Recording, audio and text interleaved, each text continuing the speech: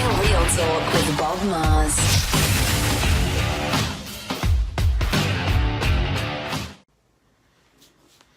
Hello, Sterile Processing Universe, and welcome to another episode of Real Talk with Bob Mars.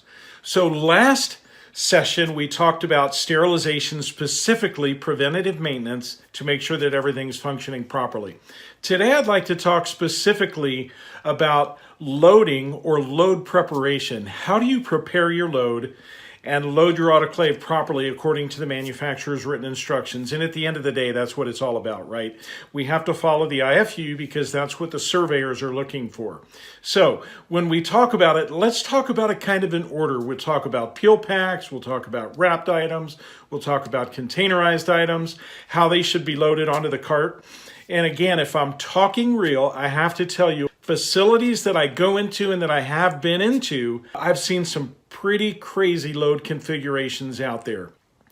Quite often, when I see these funky load configurations, it's typically due to a department that's just trying to get stuff back to the operating room. They don't have capacity, so they're loading as much as they can. They're putting it on the cart any way that they can so they can just get it sterile and get it back to the operating room. We want to make sure that we're not doing that we're loading the autoclave properly. So let's talk about peel packs. We want to make sure that lighter items go on the top of our cart, heavier items go on the bottom of the cart, and we do that for steam condensate release. So as you know, containers can capture more moisture and drip that moisture out. And if you've got blue wrapped items or you've got peel packs underneath, that condensate can drip on them and potentially cause issues with the packaging.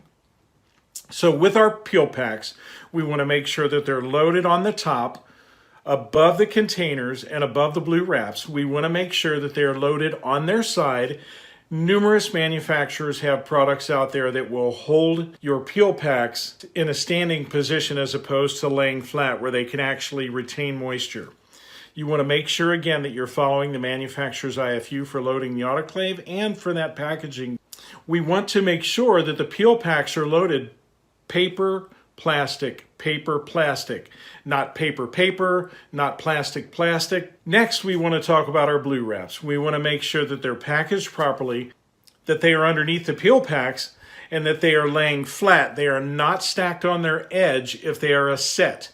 Again, we want to make sure that they're packaged and laid flat, not placed on their edge. It's very important that these are loaded properly onto the autoclave cart. Finally, we want to have our containers down on the lower levels. We want to make sure that they are placed properly. Again, they're not laying on their sides, they're laying flat. If you're stacking your containers, you want to make sure that they have been validated by the manufacturer, that they are okay to load in your autoclave stacked. Okay, we now have our autoclave cart loaded and we're ready to push it in. We want to make sure that we do not have any of our packaging touching the side of the autoclave. We want to make sure that there is adequate space between all the packages.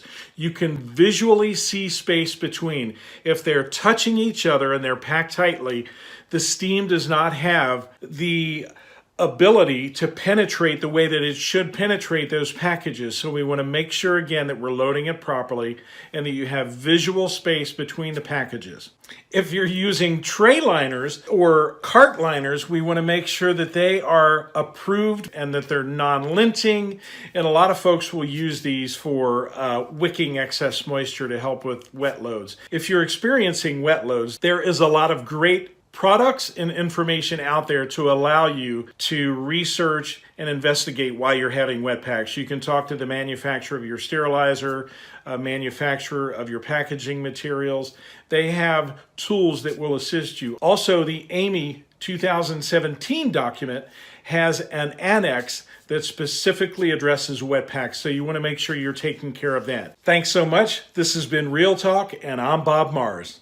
Is your central service or sterile processing department prepared for a regulatory survey? If you can't answer with a resounding yes, you should contact Beyond Clean. Our experts will perform a survey in your facility to help you determine your survey readiness. We can evaluate acute care, ambulatory, and dental facilities. Our team will guide you through the survey process to ensure that you are beyond ready for your next survey. And we can stay with you after the consultation, offering virtual consulting and mentorship programs to maintain the progress you have made and to continue making process improvements. Contact us today to schedule a free 30-minute initial consultation.